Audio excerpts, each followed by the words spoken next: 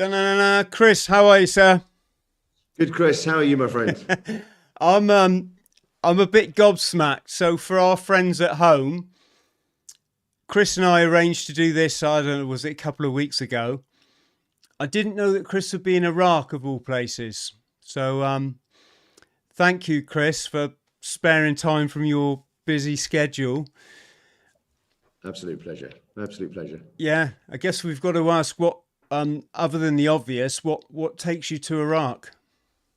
So yeah, at the moment I'm working out here, clearing improvised explosive devices left behind by Daesh. So or ISIS, as it's known in the West predominantly. So yeah, there's hundreds of thousands of improvised explosive devices. There's tens of thousands of refugees stuck in refugee camps, and they're desperate to get back into their homes and back to their farmlands. So there's a whole group of us go and clear these devices and get them back to their farms, get their livelihoods going again, and of course get people out of these horrendous refugee camps and back into their homes and start their lives again. Gosh, what sort of what area is this in? So we're in northern Iraq. So my colleagues and I live in Erbil in the Kurdish region of Iraq, and every day we travel across the border into federal Iraq. We work in the areas around Mosul and Mahmoud. Many people will have heard of Mosul for sure, certainly. And it was completely decimated actually after the ISIS withdrawal. And what we found was ISIS actually, they used Mosul as their sort of headquarters, if you like, their main base, the main city in Iraq. And then they went across to Syria as well. So we've got all these improvised explosive devices all across northern Iraq and going all the way into Syria as well. So I've got colleagues over there too, across the border over there. I was there last year too with them. And just all trying to do our bit to help out and get these people, get their lives back on track, really. Gosh, yes. We'll talk more about that. Hold that thought, Chris. I'm just going to welcome everybody at home. Thank you for joining us. Before we go any further, I'm going to play your trailer, Chris, from our last podcast, just to give people a bit of insight. If I can do this without screwing it up. Here we go.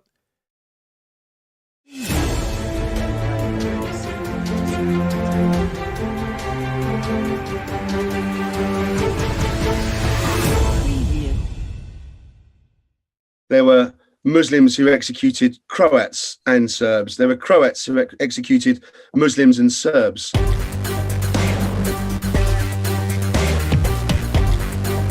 The level of technical sophistication that the Iraqi insurgents achieved superseded 30 years of insurgency in Northern Ireland. And you'll go down there with your snips and basically, take your balls in your hand. And on my side, there were just bullets coming through. One went through the side of my helmet. Handed it to the gunners, shell by shell.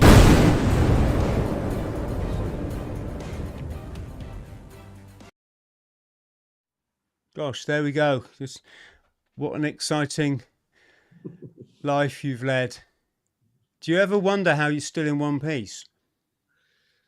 Do you know what?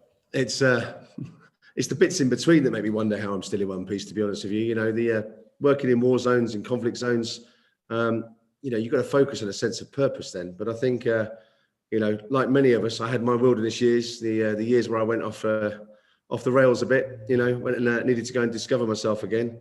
And certainly those years, which involved, excessive amounts of alcohol and going to the very depths of my soul. I'm still amazed that I managed to get out of that, to be honest with you. But doing this, this is my calling and life's good again. So, yeah. Yeah, good credit to you for getting over the alcohol thing. It gets a lot of people, doesn't it? Takes them to their grave.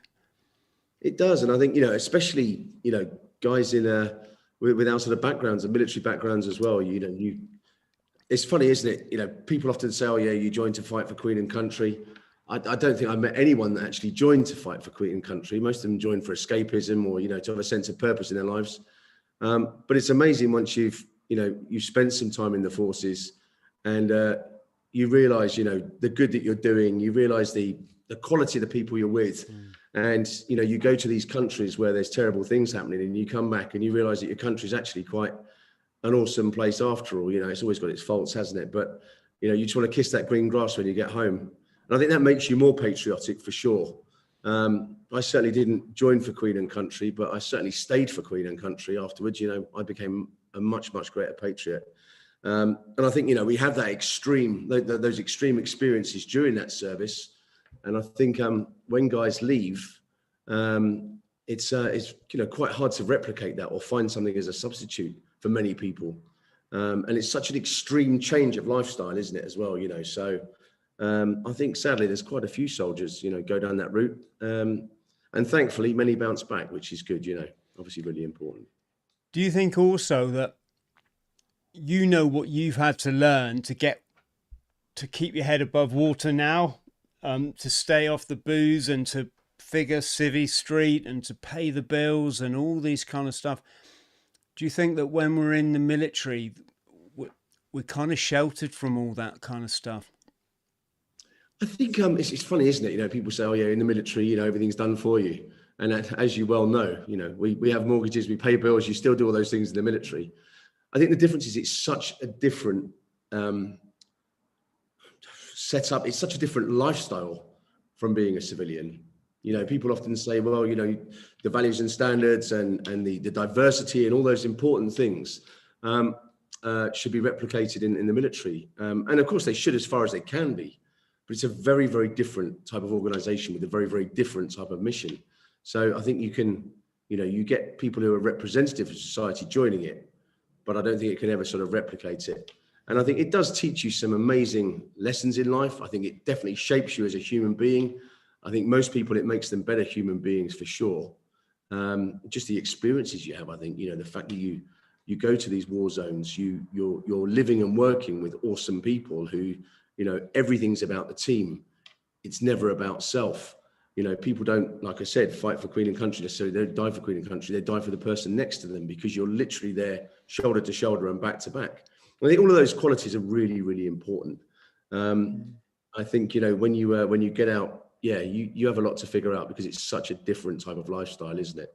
And I think some people, it's, you know, a seamless transition, but not for many. Yeah, when I think back to when I was in, I mean, the limit of my horizon was going to the gym, or I think occasionally I used to have a beer with my supper, which was like a big thing because even though I was in the Marines and we did drink to destruction when we went out, I never used to drink at home. It just never occurred to me. Yeah. And this was sort of the limits of my horizons, and I didn't think about anything sort of spiritual or psychological or socio-biological. All of that came later when I started to go to uni. Yeah, yeah. And it's ironic to think now all my focus is on trying to work out life and suss this area and learn a bit more about the human psyche. And I guess a lot of it is to stay away from the substance use to figure that out. Yeah, yeah. So I'm quite lucky now. I'm in a place where I can see it all for what it is. So I don't, because I understand it, I don't go there. If I don't just do abstinence in the vain hope that my life's all right. No, I had to figure, I had to work out the dynamics of it all. So that, and if I get about an hour in the evening to relax in front of the telly, and I'll always watch a YouTube documentary over anything else. Yeah, yeah. Anything about current affairs or alternative perspectives on life. And I just think it's funny that when you're in the military, or certainly for me, my head was in a well different place. I just didn't have to think about these things. I think maybe a lot of it's to do with age as well. You know, the age of fighting men in our military, you know, fighting men and women in our military, of course, you know, is much, much younger. And I think we have those stages in life, don't we? You know, you start with that learning stage of your life, which, you know, starts at school and continues as a young soldier, sailor, you know, Marine, whatever it may be. Sorry, we are in Iraq. We've just had a power cut. So I'm going to look like I'm a ghost for a few minutes and then the power will come back on. So do forgive me. We still have internet though, which is great. So that all adds to the to the podcast, mate.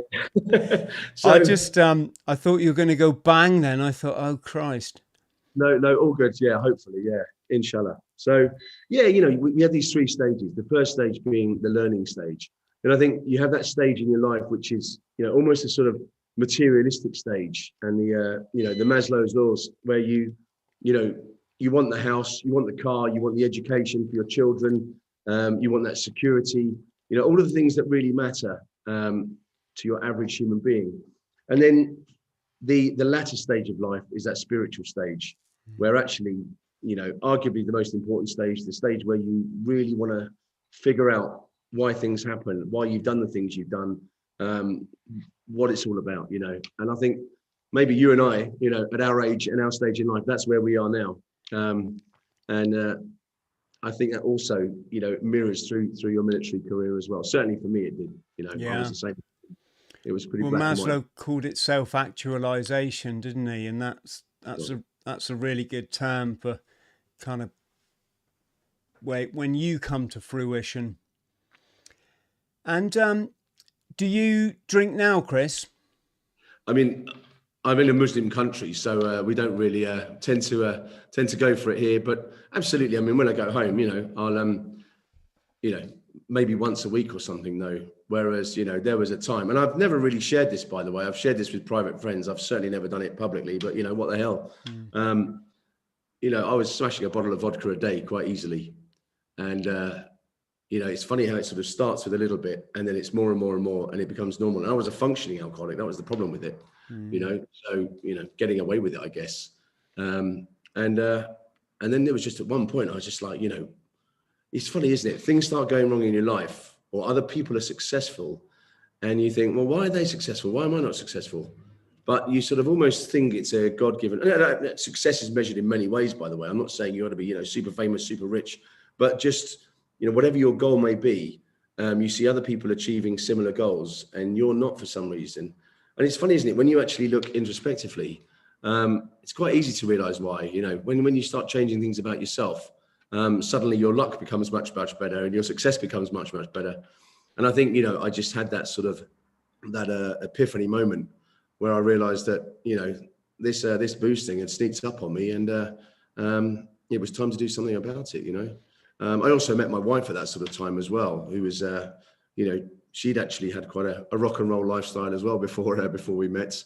And we both sort of very much shared, not that she was an alcoholic, by the way, but we shared this journey of, you know, self-actualization, like you say, and I guess, you know, spiritual development, spiritual betterment, really. I'm sounding like a bit of a hippie here, aren't I? You know, it's really not me at all, but I think the point is... I think our audience will appreciate it. And let's be honest, it's not as though the military hasn't got a high suicide rate. So they, you know, they're getting something wrong. And it's up to guys like us to help people out here. I mean, for anybody listening, I can remember midday, I could be on the phone to someone or I could be writing one of my books and I knocked off half a bottle of rum. I could never drink a bottle because I used to just get so out of it. I couldn't really function anymore. I'd probably have to go and lie down, but I'd think nothing of doing that. And that half a bottle, I don't think you'd notice it on me. Just become part of my life. But for anybody listening who might be in this situation, it's just so ironic that now I'm just so different, and it doesn't mar my life in any way. All it does, my experiences, is add to my life. And I'd encourage anybody, if you're having a problem with the booze, just give it up for a year. Give it up for a year, because that gives you a date then to work towards. If you just say, stop with You know, I won't drink on days with a Y in them, or I'll only drink when it's my cousin's birthdays, blah, blah, blah. You're just giving yourself permission to relapse. But if you actually set a date of a significant time, it's remarkably easy once you go for a few days. And then you have something in your life for the first time, or for me it was, is I realized I had power over this, which I never had before. Never had before. I was always stopping at the bloody Tesco's booze aisle, having told myself that afternoon, right, not going to drink tonight, not going to drink tonight. I knew it was, I knew it was never going to happen. But that year, definitely worth doing. Give yourself that power. I think added to that, Chris, as well. You know, my wife's actually a psychologist, ironically, and I'd always believed that we were sort of 50% nurture, 50% nature. You know, we were our DNA and we were our experiences, basically. You know, and as a behaviourist, she explained it far more clearly. Actually, she said there's three main aspects to our character and our behaviour. One is our DNA, you know, our nature. One is actually our experiences, but the other one's our environment as well. And you know, we've all behaved a certain way in front of certain people. You know, like you said, you could go and get, you know, absolutely crazy when you're out with fellow Royal Marines going for a run ashore. You know, you wouldn't necessarily be doing that with your grandmother, sort of thing. You know what I mean? Certainly not the naked bars and all that sort of good stuff that you guys got up to. You know, I think we behave differently in different environments, and I think certainly, you know, if you can't change your DNA and you can't change your, you know, the sum of your life experiences, what you can absolutely change is your environment as well. And you only have to change one of those three things to be able to move forward, to be able to get out of a rut.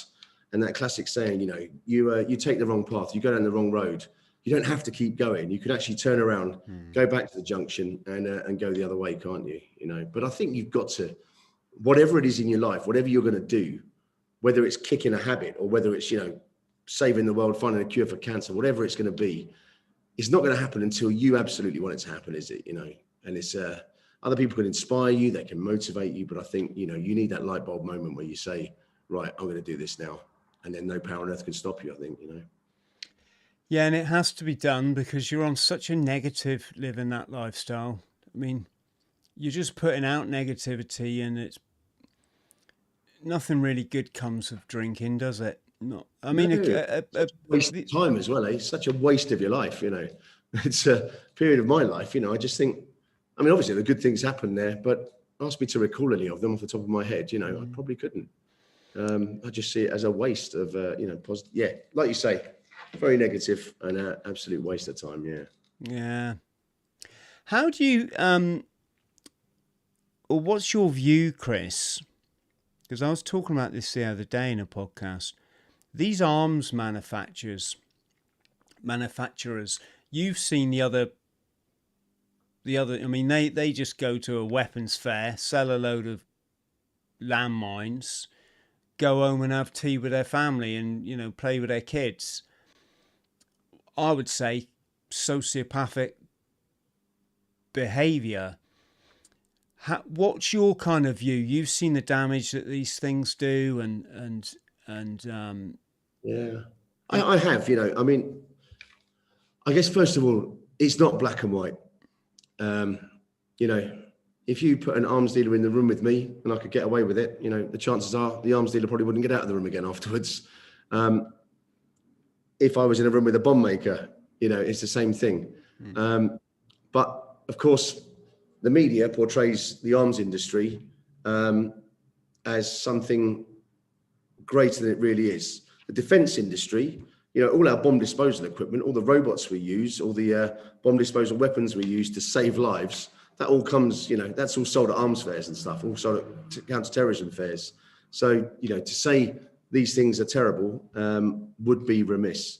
But I absolutely agree with you. You know, if you're making things like anti-personnel mines, they're horrendous, you know, and there's lots of countries, of course, have signed up to the Ottawa Convention and the landmine ban treaty, but there's also many countries that haven't done.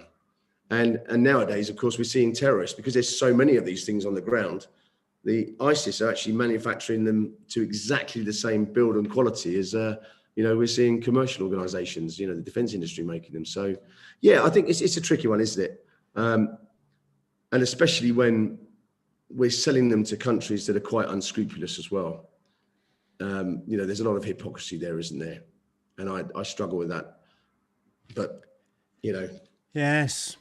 The world's a complex place, isn't it? And it can be an evil place as well. And there's things that we are prepared to accept, and there's things that we're just not prepared to accept. There's a lot of people talking at the moment about, Ukraine and the terrible, terrible things that are going on there. And I see people saying, well, you're all hypocrites complaining about this. Why didn't you complain about Yemen? Why didn't you complain about Palestine and all these sorts of things, And it's like, that to a degree, they're kind of right. But the point is, just because we might not have complained on the same sort of global scale and protested and, really sort of spoken out about those previous atrocities, doesn't mean we shouldn't be speaking about it now, Yes. Chris, sorry, we've got a question from John. What made you choose bomb disposal as a career? Good question. Yeah, good question, John. So basically, I joined the army when I was 16. My dad had died when I was 15. I went off the rails a lot, and decided I was going to go and get a trade, basically, like many young 16-year-olds when they join up. Things like A-levels and university wasn't really open to me as an option when I was a youngster. So yeah, I went off and joined the army at 16, and I trained as a Russian linguist, because at the time, the Cold War was still on and there was a shortage of Russian linguists. So they were training 16-year-olds. So I did that. I was actually probably the worst Russian linguist in military intelligence at the time. And then I went off to Sandhurst when I was 21 to become an officer. And I kind of toyed with the idea of bomb disposal then. And then a couple of years later, I witnessed 2 car bombs detonating in Lisbon, in the headquarters of Northern Ireland, the military in Northern Ireland. And that had quite a powerful and profound effect on me, really. So that was my sort of epiphany moment and my calling, and decided to go in, I'd always wanted to join the army. Then I decided I wanted to be an officer. There were a few different options open. But when that bombing occurred, that's what cemented it for me, going off to become a bomb tech. Yes. I remember the first time, well, actually it wasn't the first time, but I remember the one explosion we heard in Belfast. My God, you could hear it right across the city. Yeah, it's powerful, isn't it? Yeah, crazy. And they were car bombs and stuff when you were out there as well, weren't they, Chris? Which are, 200 or 300 kilos of high explosive. To put that into context, a hand grenade holds about 200 grams of high explosive. And those car bombs that you were experiencing out there were 200 or 300 kilograms, So, yeah, the explosive power is phenomenal. And the ones we've been in here have got sort of, 10 kilos of high explosive. So, they're quite powerful too. Yeah, it's amazing to think that the size of a roll of film is in a landmine. And yeah, that's right. That in itself is enough to blow someone's legs off. Yeah, it will certainly blow your foot off and probably blow your leg off as well. Yeah. Yes. Got a question here from our good friend Frank. Frank's a big supporter of the podcast. Thank you, Frank. And he actually puts his money where his mouth is, does Frank. He actually funds us as well, which is crucially important, because we couldn't hello, Frank, good effort. Yeah, we couldn't have this show if it wasn't for people like Frank. And he's saying, was the Hurt Locker close to the truth? I bet you've been asked this question before. Yeah, I have actually. It's funny, actually, Frank. There's a lot of aspects of that story were absolutely bang on the money. And there was actually, I wrote a book about my time in Iraq at the same time that Mark Bowl wrote, Mark Bowl, I think it was, the guy that wrote The Hurt Locker. He wrote his book at the same time as well. He was a civilian embedded with the Americans in Baghdad. And I was a captain in the army operating in Basra in southern Iraq. And a very brave thing for him to do, as a civilian, being embedded with the American bomb techs. And they didn't have all the experience that we had, the 30 years of experience we had up until that point, fighting the IRA, who were the world's leading bomb makers. So he wrote this story. And what he did was he chose bits and pieces of all the different stories he'd heard from around Iraq at the time. And chose 4 central characters. And the way the characters behave, the staff sergeant, the bomb tech, fighting with his team, that doesn't really happen. Getting drunk and then beating the crap out of your team members, that doesn't really happen. You don't really go for a bimble downtown through Baghdad at night, in civvies and see what happens. But many of the individual acts did happen. Certainly the scene where he goes down and throws smoke grenades to obscure his approach. That was actually a job that I did in Basra. So they used that job in his film as well. What you would never do, that famous scene, that iconic scene where there's all the main explosive charges, all the artillery shells, what we call a daisy chain, and they're all coming in on detonating cord. And he does that thing where he grabs all the det cord and he pulls it, and you see them all coming up through the dust and the sand. You would never ever do something like that. So some of it was a bit of nonsense, some of it was a bit of artistic license, and some of it was bang on the money. So yeah, and it was a thoroughly entertaining movie for sure. Yes, I'm just playing a little bit for our friends now. I'm not sure. Can't play too much of it because we'll be kicked off YouTube in the middle of a live show, and that has happened to me before. Oh, really? Brilliant. Yeah. So massive thank you. Paul Morton out there has just kindly donated £10 to the cause. Thank you ever so much, Paul. Really, really kind. I've just sent Luke a message to say, has Luke got any questions? Luke's good with the old questions. So have you got a question for us, Luke? Luke's our podcast manager. Okay. What I was going to say is, what was it like presenting a TV program? You presented this Bomb Hunters documentary. Yeah.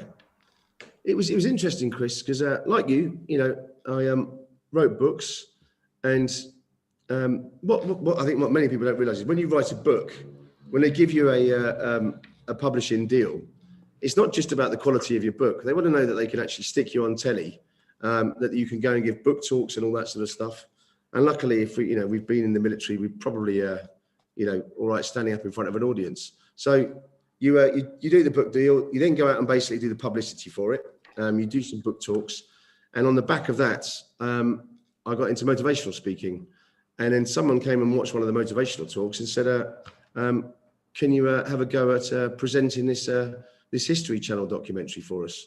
So together we sort of wrote it. And when I say together we wrote it, I sort of top and tailed the technical aspects of it, but it obviously has a very talented team of writers and director. And then, they said, do you want to actually present it? So it made me have the most tremendous amount of respect for these guys you see presenting on TV, because it's really, really hard. You've got to be part actor, you've got to remember your lines, you've got to keep up they film everything again and again and again from different angles, and you've got to sort of keep up those energy levels all the way through, rather than just like we're doing, having a fireside chat right now. So it was fascinating, but it was definitely quite difficult. It made me really look at TV presenters in a very different way, and with far, far more respect than I'd had for them in the past, for sure. Yeah, I was thinking the other day, when they have a bad day, they've still got to perform, haven't they? Yeah, absolutely. Got to put the game face on. Yeah. No, it's good. It was really good. And funnily enough, actually, however many years ago it was, probably 10 years ago, I just had a message on LinkedIn the other day from the producer saying, could we meet up? So who knows? Maybe there'll be another one. Wow. We shall see. Yes, and I haven't seen the documentary. Were you narrating it? Yeah, so basically, it started off. in pretty much in Northern Ireland, back at the start of the Troubles. And it's effectively a chronological history, through Northern Ireland, Iraq, Afghanistan, yada, yada, yada, and showing the different types of devices, the different terrorist bombings on the British mainland as well, the 7/7 bombings, that sort of thing. And then we did reconstructions of them as well. Had guys that were there, guys that survived Warren Points, one of the most notorious bombings of British forces in Northern Ireland back in the day. And just literally, veterans that have been there, members of the public, civilians that have been there, and reconstructions of the actual devices. It was a lot of fun making it. It was really, really interesting. Yeah, Warren Point, was that the Paras? Yeah, it was actually the Paras, and I believe it was the Argyles. We're gonna get roasted now, because if I've got that wrong, then you're definitely going to find out about it on YouTube after this. But yeah, I think it was basically from memory, a troop of a platoon of jocks had driven through. They got hit by a this sort of tractor trailers that have all the hay bales on. There's one of those parked at the edge of Warren Point Reservoir, and that detonated, command wire radio control, that detonated, caused a load of deaths. And then the Paras moved in here with a quick reaction force, and there was a very obvious place to have an incident control point. It was sort of gateway to an estate with a sort of, lay-by at the side of the road. So they moved in there, set up their ICP incident control point in there. And sure enough, the IRA had placed a secondary device in there. They obviously looked at the ground and said, right, if we plant the main device here, then that's where they're going to put their incident control points. So very, very cunning and clever. And then, of course, it killed a load of Paras as well. So, yeah, quite a horrendous day. And the same day, of course, that Lord Mountbatten was murdered by terrorists as well. That driver must have been asleep not to spot that hay lorry. Yeah, I mean, it's the man in the arena, isn't it? It's very, very easy with hindsight and all the factors to sort of say, well, yeah, really, what was going on? But I guess it was quite early on in the conflict as well. The combat indicators that you and I would have picked up on the ground, they were sort of developed, weren't they, from years and years of experience. And yeah, who knows what was going through their mind? Who knows what was distracting them? It was the single greatest loss of life in the British Armed Forces in one day. I remember meeting somebody who was involved, and they said to me something like, I went from a 4-man room to just me overnight, or something like that. It was lost all his mates, basically. Yes. Yes, there by the grace of God. Can I just say a big thank you to Gary? Gary's very kindly chipped in some money in the pot. Thank you ever so much, Gary. He said, this is fascinating. Yes, Gary, it is fascinating. And this is why I like recording these conversations, because they're quite novel, really. You don't get the chance to just sit down with a bomb disposal expert and ask them anything that you want. It's an honor. We've got Frank's asking, are the suits you put on any good? That's another brilliant question, actually. The suits they've continually evolved. I actually did a London marathon in one of them to raise some money for Blesma, one of the military charities once. The most stupid thing I've ever done in my life, by the way. I was in clip by the end of it, but they're designed to protect you against a certain amount of fragmentation, what we used to call shrapnel in the First World War. The correct term for it is fragmentation. And it protects against a certain amount of fragmentation traveling at a certain speed from a certain distance. And it will protect you from a certain amount of blast coming out from the high explosion. So really it's designed to protect you as you're walking up to the device. But in all reality, if the device was to detonate while you're over the top of it, rendering it safe, then, you know, you'd be vaporized. And at the very best, you know, your head would be contained in the helmet, your torso in part of the bomb suit, your arms maybe in one of the arms, and your legs in one of the, you know, one of the legs of the bomb suit. So it's not designed to, you know, it's not like a sort of, you know, astronaut suit and designed to keep you safe in space. So as a result of that, there are certain times when you're wearing it, you can just dispense with it. If you're trying to work under a car, for example, an undercar booby trap, you're not going to get under there with that suit because it's quite big and bulky. So you'll take bits of it off and then put bits back on again afterwards. When I first went out to Iraq in 2004, I got heat exhaustion on my first day and woke up in the medical center tent. I dealt with a bank of rockets that were stuck fast on a timer, actually. It was like a proper James Bond bomb, you know, the mechanism was stuck fast, and we couldn't get the robot down there because it was on undulating terrain. So I went down there and I was absolutely hanging out. Managed to sort of render it safe, and then projectile vomited, and I drank about 7 liters of water, but literally collapsed, went man down. What I didn't realize is you're not just supposed to rehydrate water, and you'll know this, Chris, from your time in various different climates. You've actually got to take in all the salts as well. So I'm busy smashing the water back, but of course when you're sweating out all the salts.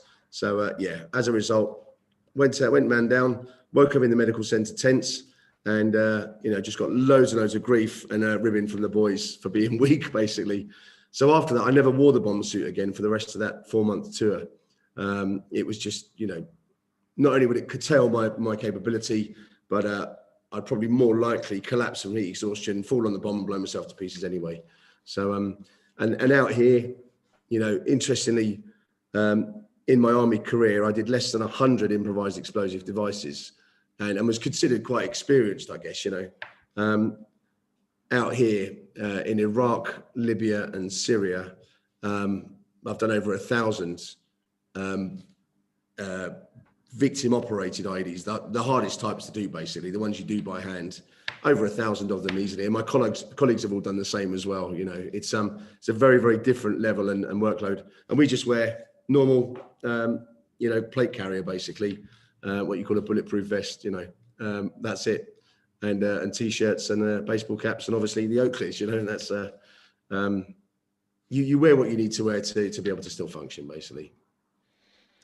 Yes, it's reminded me. I've just read a really good book. It's about Lima Company in the Falklands. So my old company, quite a few of the names in the book were guys that were still in the company when I served with them. But in the Falklands, they'd wandered or patrolled into a field of landmines. What do you call it?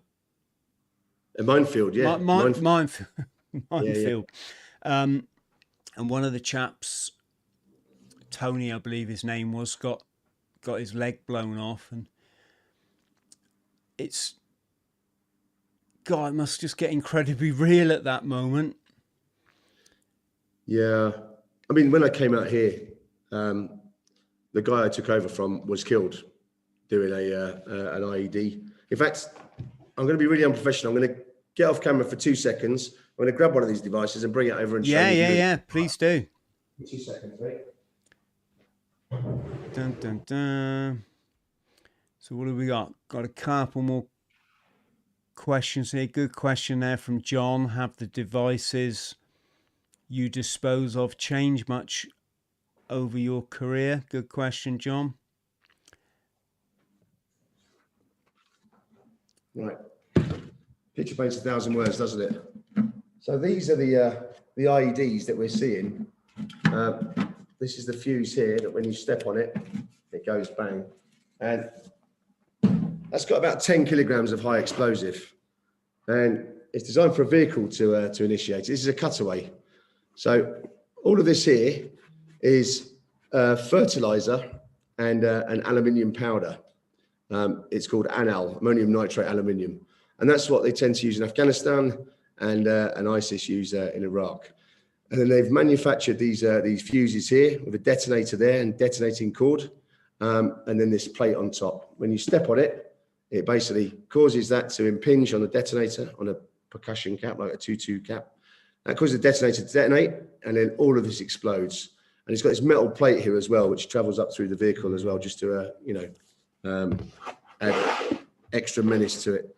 So, you know, when I first came here, these are quite tricky to render safe as well. We did them by hand, and the guy I took over from, he'd been killed the week before doing this, you know. And it's quite eerie when you turn up, and it's a small environment, it's a small community, so we all kind of know each other.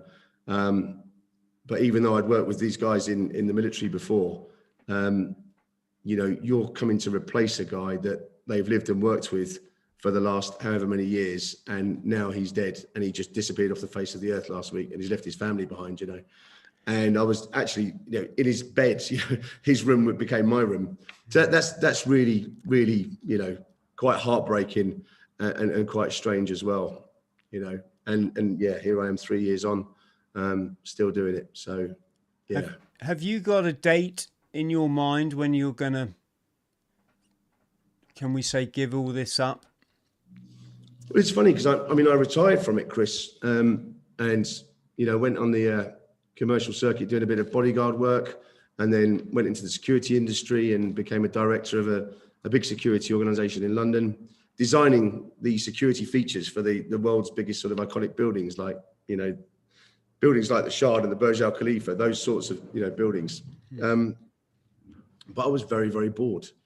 And when my daughters were, you know, grown up, then I thought, actually, I can get back into this. And it's interesting because, you know, we spend our life learning and developing these skills, and every day is still a learning day.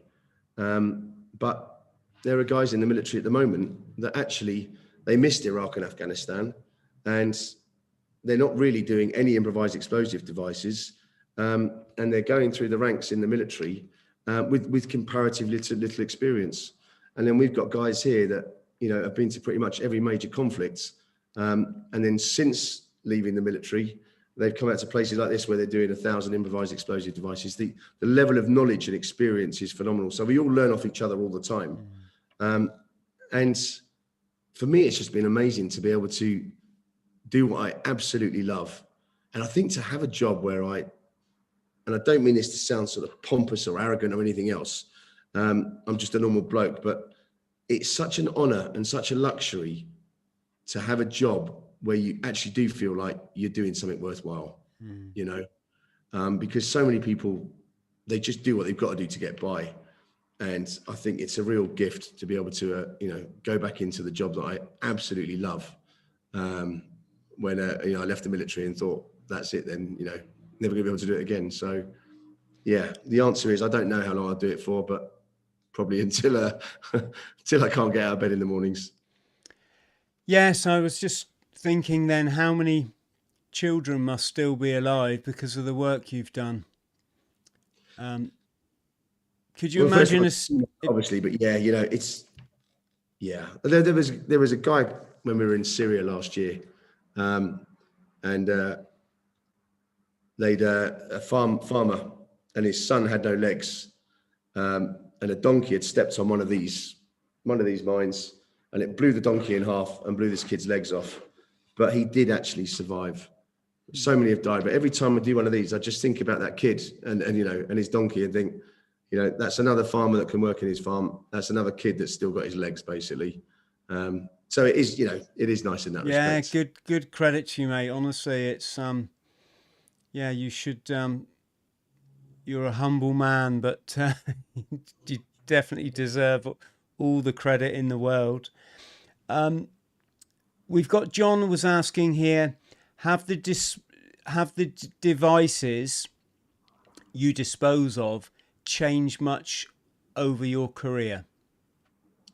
Yeah, and another great question. That's really interesting, actually, because when I joined the military back in 1989 as a kid, it was, you know, the IRA was still very prevalent. The military were very much, British Armed Forces were very much engaged against them. They were our main threat, really. And they were one of the most prevalent terrorist groups in the world, but they were the most prolific and experienced bomb makers in the world. So people like the FARC rebels in Colombia, the Tamil Tigers, the Basque separatists on the French-Spanish border. They would all work with the IRA and, you know, trade arms and drugs for bomb making capability and that sort of stuff. And they were definitely the world's leaders in it. When we went into Iraq in 2003, I didn't go until 2004, but when the main coalition force went in 2003, the IRA at that point was still the world's leading bomb makers. Within 12 months of the British and American and coalition forces being in Iraq, by 2004, when I got there, they'd superseded the level of technical sophistication achieved by the IRA in 30 years in just 12 months. And in Afghanistan, they'd done it in 18 months, you know. And so we've seen this evolution going on and on and on. And then when we got to ISIS, to Daesh, they recruited people from every single walk of life with, you know, their lies were very, very convincing. And especially if you were devout about your Muslim faith, you know, and believed that there was a prophecy coming and all those sorts of things. Al-Baghdadi absolutely capitalized that and fooled a lot of people, a lot of decent people as well, actually, but they were committed. But some of those people were actually, you know, worked in media, television, news. So the quality of their recruitment videos were world class. And it was the same with the weapons manufacturer. We were dealing with mortar bombs, artillery shells, weapon systems, mines that look exactly like, you know, factory precision manufactured munitions, you know. So yes, the answer is it's evolved, and they've got better and better and better. But you still deal with the stuff that, you know, a school kid might make in his garden shed, you know. So it's not always the highest quality. I guess the evolutions to be expected if you think we've got the internet now. Yeah, exactly. I bet there's places on the dark web you can just find out anything that you want. Yeah, for sure. I think you could probably get hold of it as well on the dark web, you know. Yeah, of course. Yeah, you can buy the stuff as well and have it delivered by FedEx. Shocking, isn't it? Yeah. Yes. We've got Luke saying, I think Luke's asking, did you ever have to deal with a secondary device? Let me think. It's funny because we always, all our procedures always take into account for secondaries. So let me just think back. One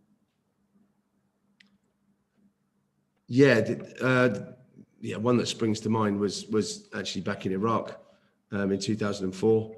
There was a primary device at the side of the road, and then there was a radio-controlled IED in they call it vegetable G or vegetable ghee. It's like vegetable oil, and they buy them in these great big tins. They buy it in these great big tins, and instead of having traffic cones at the side of the road, they either have piles of rocks or these empty vegetable G tins full of rocks and rubbish. And they had they were expecting us to park in there basically as an incident control point area, and that had a radio-controlled IED in it. So, you know, remote control bomb basically. But yeah, there were probably others as well, but yeah, none that spring to mind. Chris, I'm going to thank you very much. I'm aware that you're a very busy man. Do you want to just update us on your books and give them a shout out? Well, I mean, that's very kind of you, mate. I certainly, it's a great honour to come on the show, and I've come on to chat with you and very much support your show. You know, not to promote my books, but as you've invited me to do so. One's called 8 Lives Down, which is a story about my first tour in Iraq, and then the sequel to it is called Extreme Risk, a life fighting the bomb makers. And there'll probably be another one out. You know, it's been 10 years since I wrote the last book, so I'm sure there'll be another one about my antics and those of my muckers as well. So, but yeah, thanks very much indeed for having me on, and thanks guys for all your questions and for supporting the podcast. Yes, absolutely my pleasure, Chris. Really nice talking to you, and it's just so fascinating. I think everyone who's watching or listening will agree. It's a real honour to hear this straight from the professional. Oh, that's very kind, mate. Thank you. Yeah. So massive thank you to you, Chris. To everybody at home, massive thanks to you also. If you could like and subscribe, that would really be appreciated. Thank you, was it to Gary and Paul, and to Frank in the chat for sending us some money. Really, really kind of you fellas. And that's it. Chris, don't stay on the line because I've literally got to turn this off and rush. No worries. But let's chat again soon. All right. And yeah, go easy over there. Thanks very much indeed. Take care, buddy. All the best. Cheers.